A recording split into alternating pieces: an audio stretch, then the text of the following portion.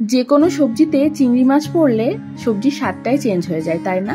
আমি কিন্তু সবজিতে চিংড়ি মাছ বেশ পছন্দ করি, যদিও চিংড়ি মাছ ইটসেলফ আমার খুব একটা পছন্দ না, কিন্তু কোনো সবজির মধ্যে দিলে আমার যেন সবজিটা খেতে আরও বেশি ভালো লাগে।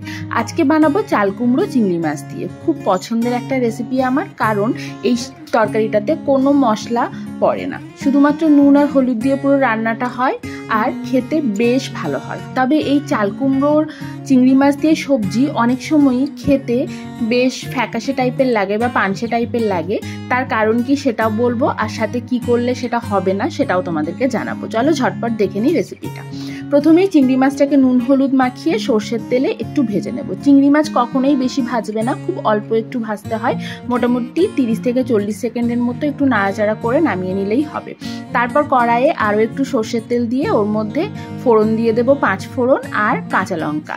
তারপর একটু নাড়াচাড়া করে চাল কুমড়োটাকে দিয়ে দেবো। চাল কুমড়োটা এরকম ঝিরিঝিরি করে কেটে নিয়েছি। তারপর এর মধ্যে দিয়ে দেবো স্বাদ মতো নুন আর দিয়ে দেবো সামান্য একটু হলুদের গুঁড়ো। তারপর ভালো করে সব কিছু মিশিয়ে ঢাকা দিয়ে চাল কুমড়োটাকে সেদ্ধ হতে দেবো। চাল কুমড়ো থেকে প্রচুর জল বেরোয়, তার নিজের জলেই চাল কুমড়ো সেদ্ধ হয়ে যাবে, আলাদা করে কোনো জল দেওয়ার প্রয়োজন নেই। যতক্ষণ চাল কুমড়ো সেদ্ধ হচ্ছে আমি চিংড়ি মাছগুলোকে একটু টুকরো করে নিলাম, কারণ চিংড়ি মাছগুলো একটু বড় ছিল আর সবজিতে একটু টুকরো টুকরো চিংড়ি মাছ হলে খেতে কিন্তু বেশ ভালো লাগে। এটা অপশনাল, তোমরা গোটা গোটা চিংড়ি মাছও চাইলে দিতে পারো। এদিকে মিনিট 5 পর চাল কুমড়োটা মোটামুটি বেশ খানিকটা জল ছেড়েছে। এই সময় ঢাকা খুলে একটু নাড়াচাড়া করে ওপর থেকে একটা টমেটো টুকরো করে দিয়ে আবার ঢাকা দিয়ে এটাকে সেদ্ধ হতে দিলাম। এই রকম ভাবে ঢাকা দিয়ে দিয়ে মাঝে মাঝে একটু নাড়াচাড়া করে করে এটাকে পুরোপুরি সেদ্ধ করে নিতে হবে। দেখো এখন চাল কুমড়োটা সেদ্ধ হয়ে গেছে, এই সময় চিংড়ি মাছটা এর মধ্যে দিয়ে দিলাম।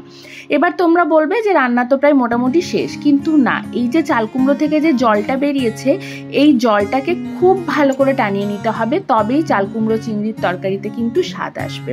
খুব ভালো করে মানে খুবই ভালো করে। এরপরে একটু চিনি দিলাম এর মধ্যে, চিনি তো ম্যান্ডেটারি একটু দিতেই হবে। এরপর ততক্ষণ পর্যন্ত এটাকে টানিয়ে নেব যতক্ষণ পর্যন্ত না একটুও জল থাকবে এর মধ্যে। একটু আটা ছড়িয়ে দিয়ে আবার ভালো করে নাড়িয়ে চাড়িয়ে একদম এটাকে মন্ডের মতো করে ফেলতে হবে। মানে দেখো একদম কড়াই ছেড়ে দিয়েছে, ঠিক এই রকম অবস্থা পর্যন্ত এটাকে টানিয়ে নিলে তবেই চাল কুমড়োর তরকারি কিন্তু স্বাদ আসবে। তারপর আর কি গরম ভাতে এনজয় করো। টাটা।